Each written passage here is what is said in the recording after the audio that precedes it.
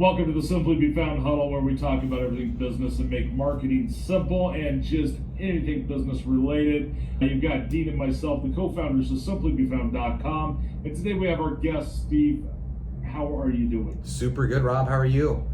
Doing good. Thanks for coming on and being part of the show. Yeah, you bet. It's my pleasure. And thanks for having the show for me to be on. I know it's a lot of work, so I appreciate it. Definitely. Can you tell everybody a little bit about yourself? Yeah, so I am Steve Perry. I was not the lead singer of Journey. Don't ask me to sing. Everyone always saw that. I thought we were going to get some notes out of you. My wife has strictly forbade me from singing Don't Stop Believing anymore, so I can't do that. But I've been married 14 years to my beautiful wife Tabitha, best sale of my life, and I've got two little girls. Lily is 10 and Liberty is 8, and we live in Minnesota. Awesome.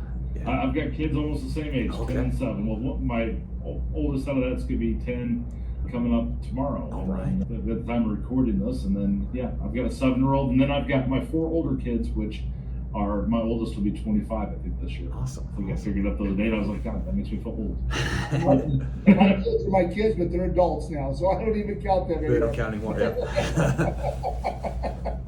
Definitely. And what is it that you do in the recruiting world? Yeah, so I'm founder and CEO of the Well Recruiting Solutions. We work exclusively in the wealth management industry with firms from about 10 employees to 100 and anywhere from a couple $100 million in client assets that they manage to multiple billions.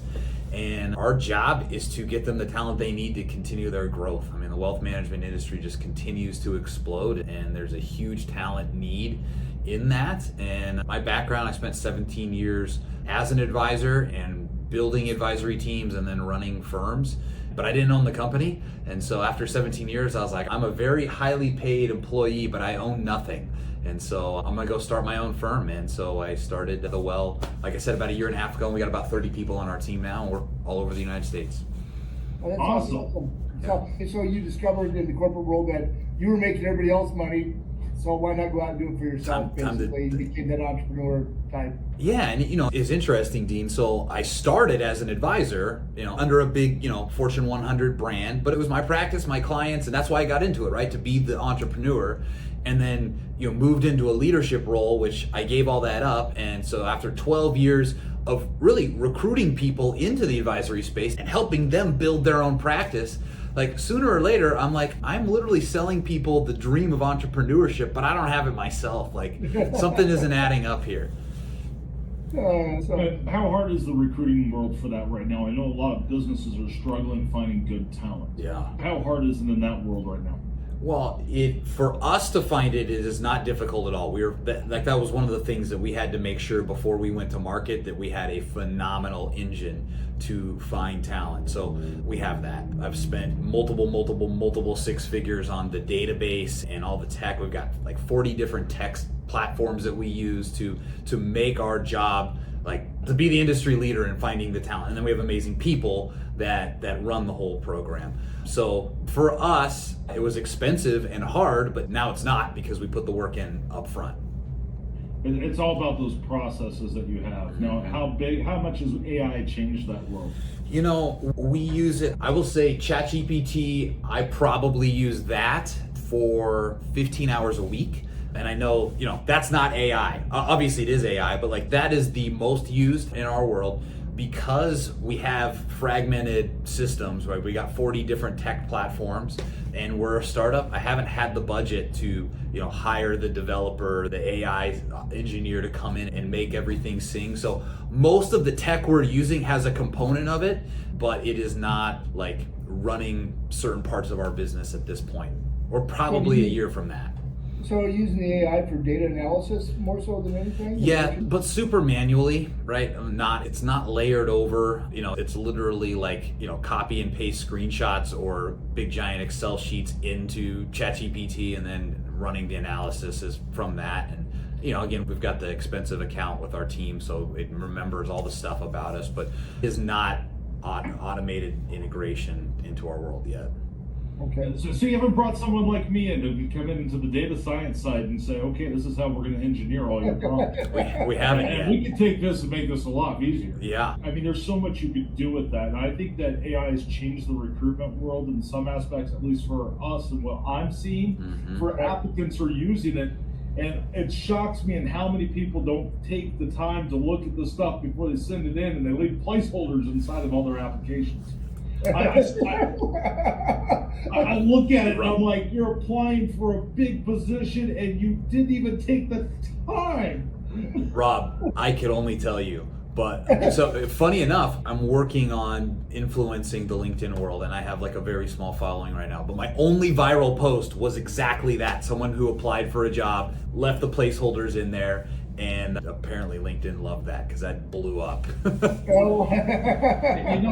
one of those, it shocks the heck out of me because it just, any position that you're applying for that is going to be at that kind of level, especially one that they're applying for you, or the ones I get, it's like you have to pay attention to detail.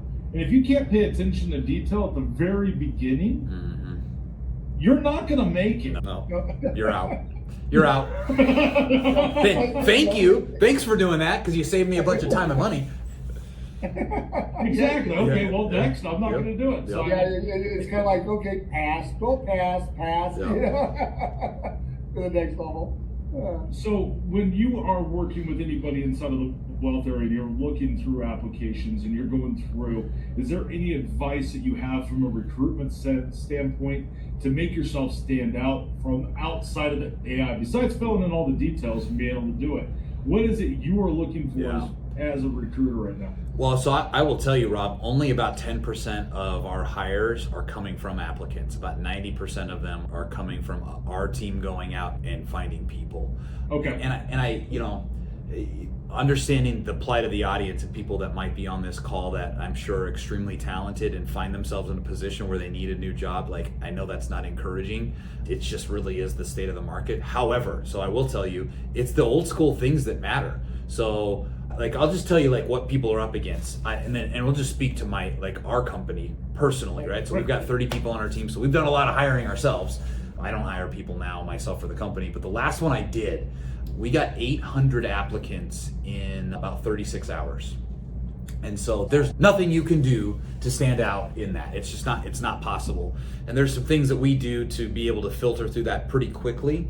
But I will say, here's what stands out. Out of those 800 applicants, I had less than 5 that added me on LinkedIn and sent me a personal message. Oh, so that personal touch is really important. Yes. I look for that when I'm hiring for us, Dean. I I look to see if someone's going to be able to take that time to be able to do it. Because when you go out and you have, I have a position open right now and we have 75 applicants in the last hour for that position.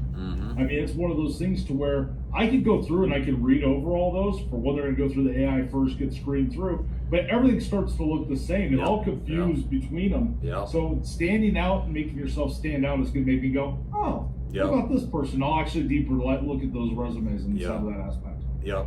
So I'll tell you what we do internally for hiring. We can't get all our clients to do this. And again, frankly, we're typically not hiring off of the applicants for our clients. But I put at the top and at the bottom, you need to send me an email and you need to tell me how you align with the mission, vision, values of our company. And I even make it so easy that I put them in there. It's at the top and the bottom, right? But as you know, everyone's just pushing the easy apply button, which by the way, is the best thing that happened to recruiters because internal talent acquisition departments are overwhelmed with applications. And so they're like, I can't deal with it. I'll hire you guys to do this for us. But that immediately, Robert, goes down to, we had 800 applicants, only about 60 emailed me with answering that question. And of those 60, about 20 of them forgot to fill in the blanks from their ChatGPT prompt.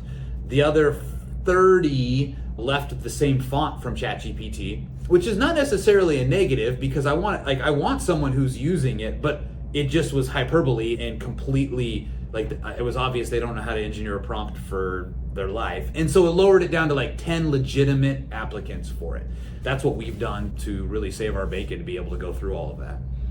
So the applicants that you were talking about, what experience level are they? Is it all over the place? The people with experience did the same mistakes as people that are low on the experience level? Oh yeah, yeah. It's irrespective of their experience. Okay. Yeah, totally. Yeah.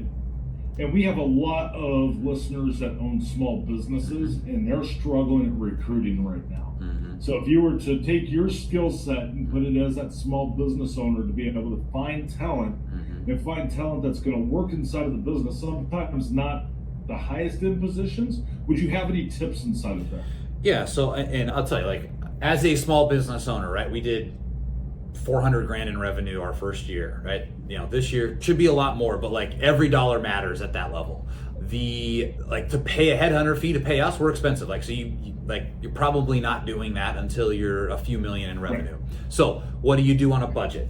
I would say your best bet, if you're white collar, is to go to LinkedIn Recruiter or LinkedIn and post a job on LinkedIn, sponsor it, spend $10 to $20 a day in sponsoring that ad. Put in directions that take people outside of LinkedIn, because it's so easy from their perspective to hit the easy apply button and it auto generates an application and there's no telling. So you want to first make sure you put directions in there that say do something outside of, like I said, send an email with some kind of directions to this inbox. Depending on the position, if you expect a lot of traffic, you might want to set up a second, inbox for where you have them send it to and not your personal, because you're going to get scraped and you're going to get a gazillion solicitations. But you're going to start at that level and look at the people who respond that way, and those are going to be your best applicants. You should put 3 or 4 filters on there, so you can say like experience. It's not very customizable, but you can have them filter for different experience, or software that they've used, or years of experience, or education, or whatever's relevant to your position that you need.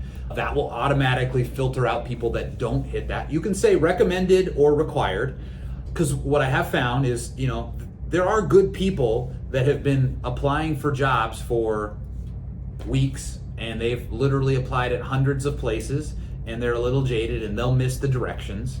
So if you don't get the talent you need from the email applicants, then you can go into the LinkedIn applicants, and you have to be like the popular girl at homecoming, at prom. Like you have to be choosy and not afraid to like filter out. If someone immediately is like, nope, next. And then you'll create a short list and go from there. But that's going to be your best bang for the buck. On more blue collar positions, LinkedIn's probably not going to be your best bet. You're probably going to want to do an Indeed. Yeah, I mean, it kind of goes all the way across. I mean, it's one of those things to where I still like the pre-screening email as well, to where if they don't answer all of the questions, I didn't find somebody that answered all the questions and did all the steps I want them to do, and I'm like, I got to use these applicants. There might be somebody in there. Let's go through. I use a pre-screening email to where I'll send that email out to that whole list and see how many people take the time to answer all my questions, and then do the test. Yep. And it's amazing how many people won't do it. Totally. Which just blows my mind. Totally. Yeah. Exactly. And then when Rob gets done with the pre-screening, he hands me 3 of them and says, all right, it's your turn to jump in and evaluate those 3. Yeah, totally. And so let me then say this. You're going to get, most of the time you're going to get a C player, B- player doing that.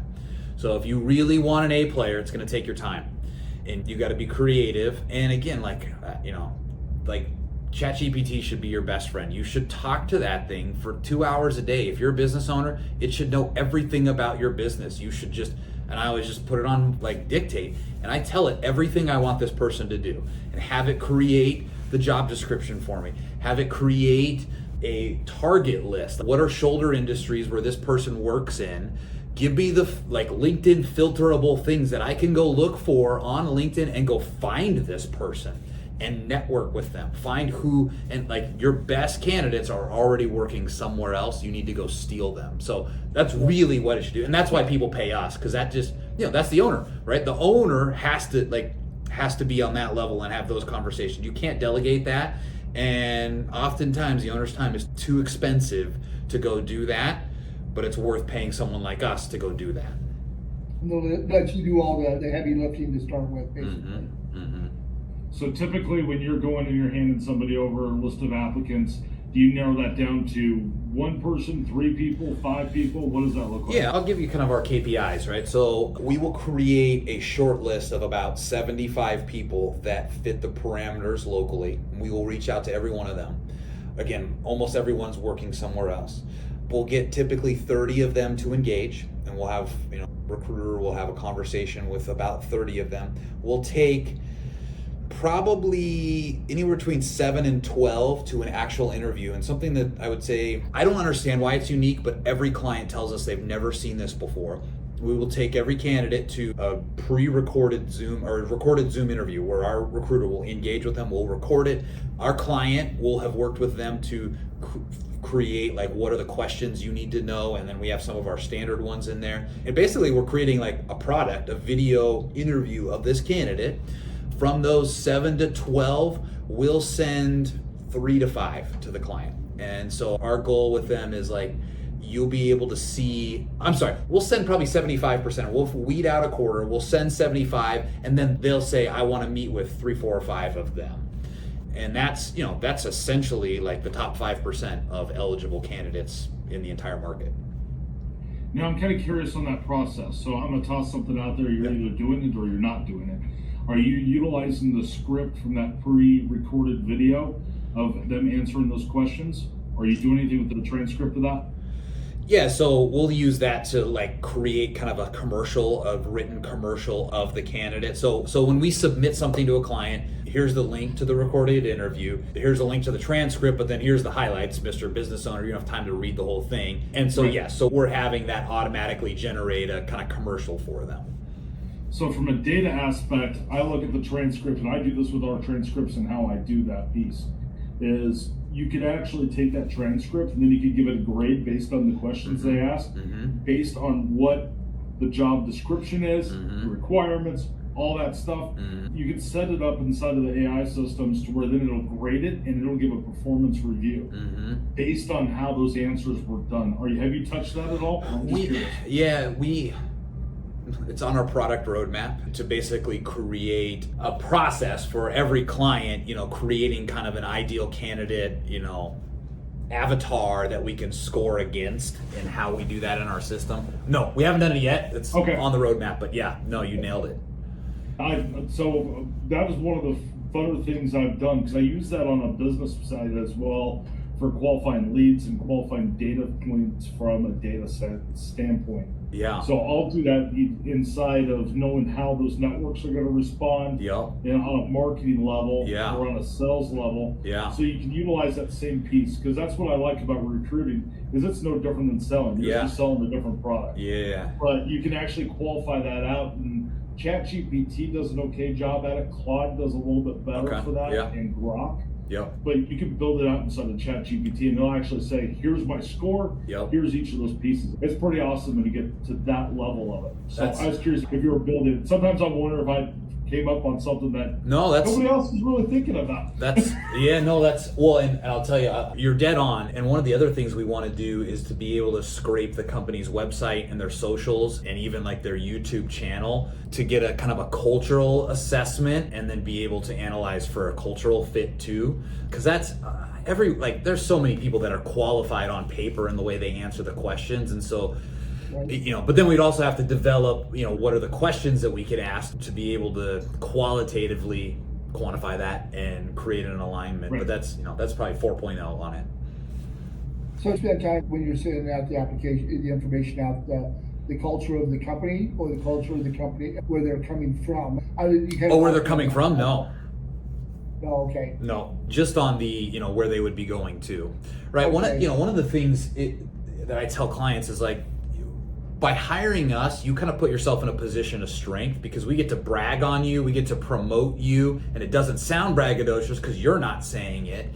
And we basically can sell the candidate on you. If we think you want them, we'll sell the candidate on you so that you can really do the selecting then, right? Otherwise, you're kind of in a position where you got to recruit them to your company but then it's like, do I really want them? Do I not? How hard do I try to recruit? And so we can help, sell them up front.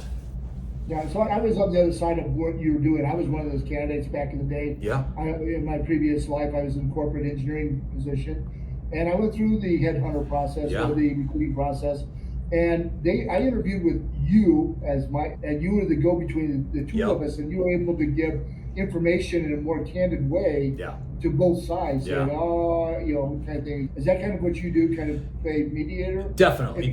We're definitely the concierge is kind of what we say, in it between the two. And, contractually, we're not really an agent of either necessarily, but, we get paid if the deal gets done, but it gets done well, right? If they don't stay, we have to replace them. So, we're incentivized properly to get the deal done, but to get the deal done right.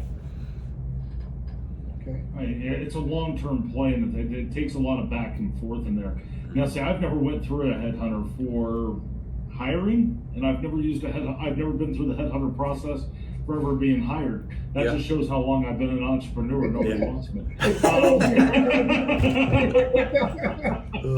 I don't know if headhunter is a good word for it. Recruiter would be better now. Recruiter, or however you put that in there. I don't know if it's headhunter, but there we go. That's what you were called, as headhunters, because you get these calls saying, "Hey, we're looking for somebody with your talents, so would you be interested in talking to us?"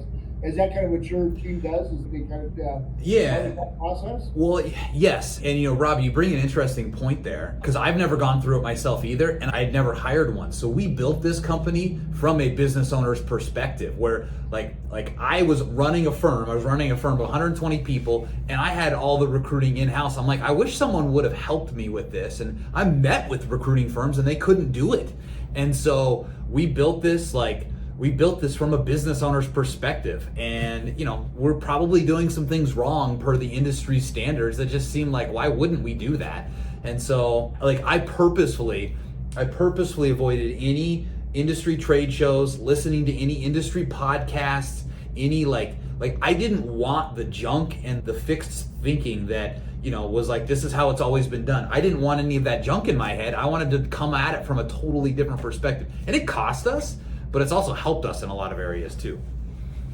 So we've done the same thing. I mean, how many times did we get told we couldn't do the things we do? All the time. Everybody says that's not industry standards or whatever, because we don't really listen to the industry.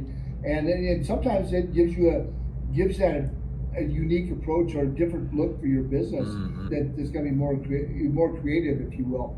So when you're working for, I'm kind of making a statement there. I didn't really ask you a question. Sorry about that, Steve. But when you're working with companies, if you have a success rate with them, do they come back? Do you get a lot of repeat business from the companies you're recruiting for, or do you have to go out and develop a lot of new companies to recruit for? Yeah, great. What's that process? I mean, both, right? So we're still in client acquisition mode. I don't have a book of business, but yes. So basically, all of our companies. So because of our ICP, we're looking for firms that are growing. They have a marketing machine. They don't have a lead generation problem.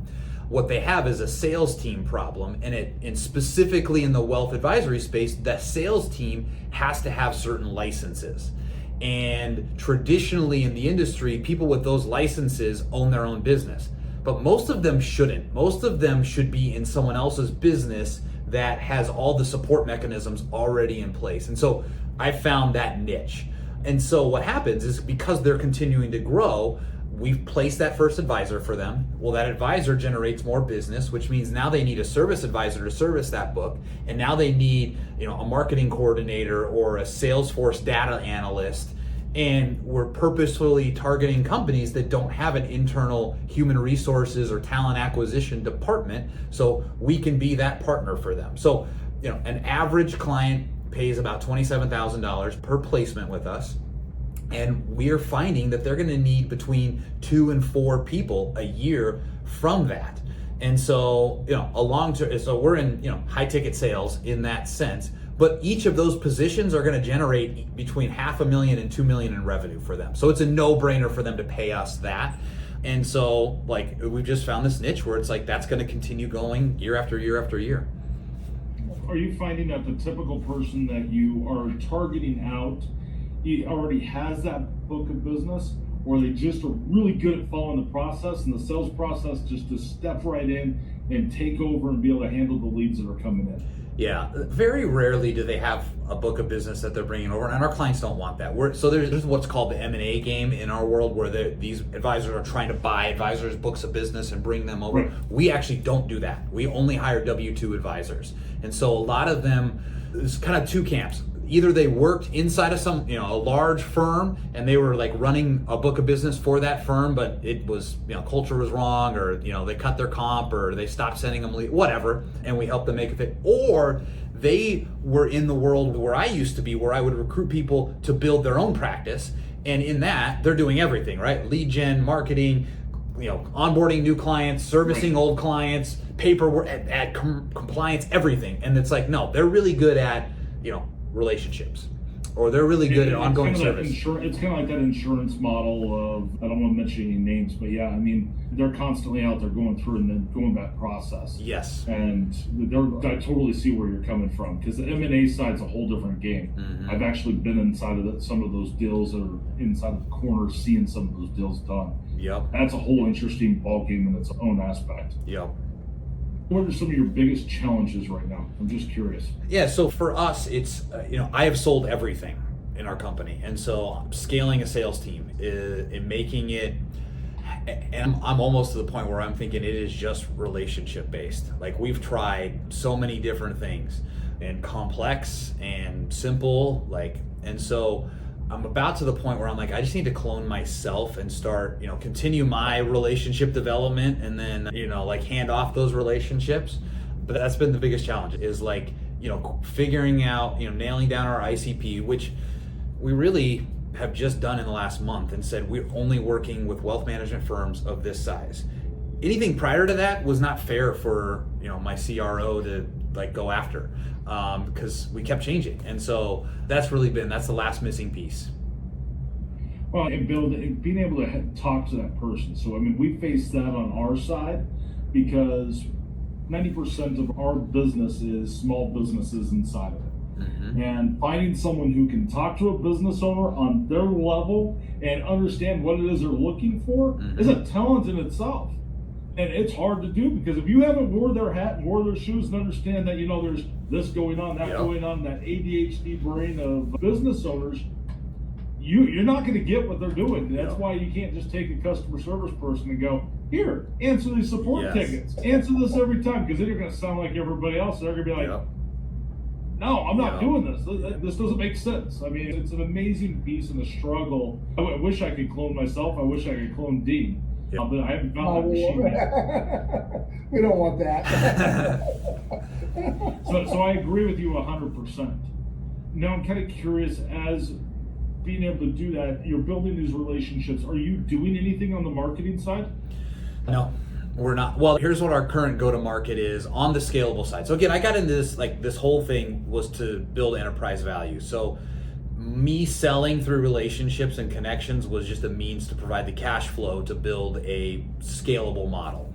Right. So right now, from Clay, we're pulling job postings that are for wealth advisor, financial advisor positions. We're returning the companies and the decision makers from those companies, and then they're going and feeding into Instantly campaigns to send out cold email to all of those, and then we're buying all the phone numbers, and I have a SDR team that makes a bunch of cold calls and reaches out to them.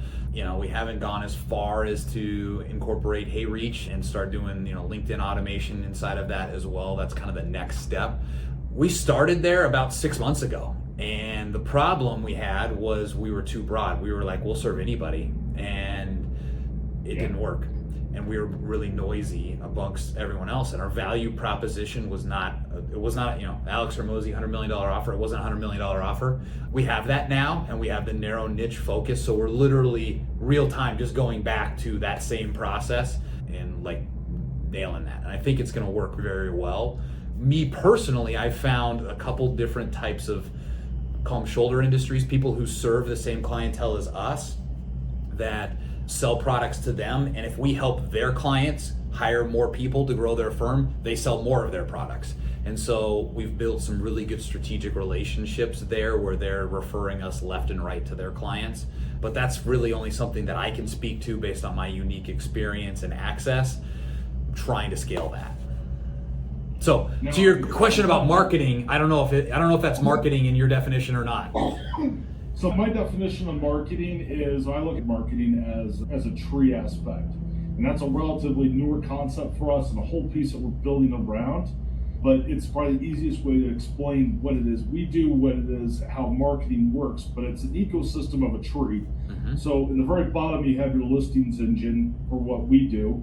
That's where you're going to have all your directories, your Google business profile, all these different pieces that are your name, your address, your phone number that are out there in the market. Mm-hmm. And then you have your tree trunk, which is going to be your website, making sure you have the right scheme on your website, right SEO, you have the right tags. Mm-hmm. This is going to be where AI chats are able to pick up on your information and know who you are.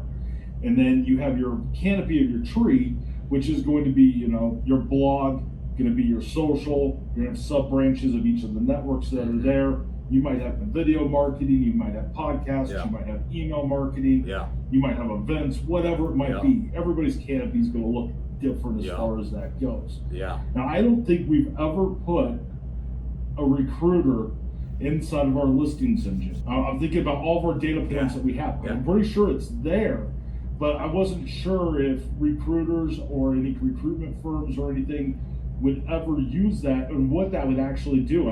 My data point and my marketing brain are going, I wonder what that would do.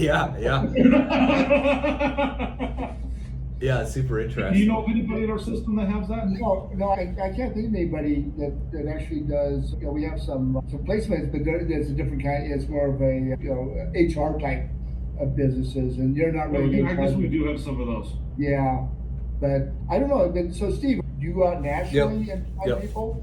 So I don't know how that would, it would work for some parts of it. I don't know, Rob. It still work. I mean, we're not really local as much as we work. So it still builds up your backlinks and builds up your reputation. Mm-hmm. Right, because it's listings engine side of it, right? Right. So I'm just looking at it from a market aspect. I was just curious. What it does is make sure your website's stronger. Yeah. Basically. Okay. Interesting. I was curious what you're doing on that side, because I'm assuming you're doing social media. I'm assuming you're doing possibly some video marketing. Yes. And putting it through. So I always like to hear what people are doing because that's where my brain always goes. Yeah. Okay. So to that, yes, I didn't even talk about that. So obviously we've got a website, like Google profile. We're not doing any ads. We've got Instagram, Facebook, LinkedIn, YouTube, TikTok. I do a gazillion on LinkedIn. I do probably 5 posts a day on LinkedIn plus 2 videos. I do 3 to 4 podcasts a week, which each get 7 to 9 shorts from that, and so like that's going on our YouTube channel, my stuff, and so differentiating between mine and the company is kind of been challenging. I've opted to just post it on my stuff because I have so much more traction there. We do regular posts on our LinkedIn, text-based ones. But anyhow, so tons of social, mostly LinkedIn because that's where our whole audience is. Right. I'd make sure that you're focused on making sure that you're using your transcripts right and pulling off to make sure you're doing blogging. Yeah. Make sure that you're putting that stuff out there. I think that's where a lot of businesses are forgetting it. If I was to guess, you're probably not doing that stuff. No, we're not doing. I know we need to. I have all the content. I mean, I have articles for days, and we could just crush, when we get there. So when I look at the whole reason why we picked the tree is because everything is connected. So when you're talking about social media, that should connect to the blog. Everything has all these connections and tie-in pieces. And I think everything from a small business, one-man shop, all the way to enterprise, there's so many connections. So when I'm looking at it from a data science point, there's so many connections that never get made. And there's so much value between making those connections. So I'm always curious of what someone's doing. We're aware of a lot and doing a little. But you're in the boat with most small entrepreneurial businesses. We're all so busy trying to build a business that we don't do some of the things that know would help us, especially when it gets lean. Yeah. And we all go into those lean modes, and that's when having that in position is really good. Yeah. And that's what we try to coach all of our businesses that are with us. Yeah, that's good. Well, so many business owners are in the aspect of, and I'm assuming the recruiting world's the same way. There's that certain piece to where I know I should be doing something different. Yeah. And I know I could get better results out of this. I just don't know where to start and where to even go. Yeah. Yeah, totally. And I have a feeling that your clients are probably the same way when they come to you. They're like, all right, well, I've been looking for this solution. I just didn't know how to find this solution. Yeah. Yeah, that's the whole thing, right? If your offer is created properly, they're like, that's what I'm looking for. That's the biggest piece I'm missing. Yeah. And I think that's where you can duplicate yourself out a lot easier too by cloning yourself, because you can then utilize that data. I've got a couple of videos that are going to be coming out that I'm going to do that Dean doesn't even know about, that are going to go over how to use that data. Yeah. And how to be able to do it in less than an hour. Yeah. I can show you how to take that and absolutely optimize a video and be able to get more traction out of that video in more different aspects than someone ever even thought about. So That's cool. Make sure you watch our YouTube channel. Yes, I will. That's the kind of stuff I nerd out on. So I'd love to see that. But if anybody is looking to be able to recruit, you're looking for anybody inside of that wealth area. Can you talk about what you're looking for, how they would find you, and all those good details? Yeah, so the Well Recruiting Solutions, our website is thewell.solutions. I've got a landing page called riajobs.com. And on that, I've got the top 10 jobs that most RIA firms should be hiring for. I've got salary surveys from all over the United States based on firm size to find out, what you probably should be paying, template job descriptions for those top 10 job postings. So that's a free giveaway that we give to people in the space, and a lot of people have found that valuable. So I share that, riajobs.com. Okay. That's awesome. Yeah. Well, thank you so much for joining us today. Yeah, you bet. Thanks for having me. I appreciate it. Awesome. I learned a lot about recruiting today. More than you knew you wanted to. Recruiting's an interesting world. Yeah, it is. Very much. I mean, there's a lot of unknowns inside of it. It's kind of like the marketing world. If you don't know, you don't know. Yeah, totally. So thank you so much, Steve. Thanks, Rob. Steve. Thanks, Dean.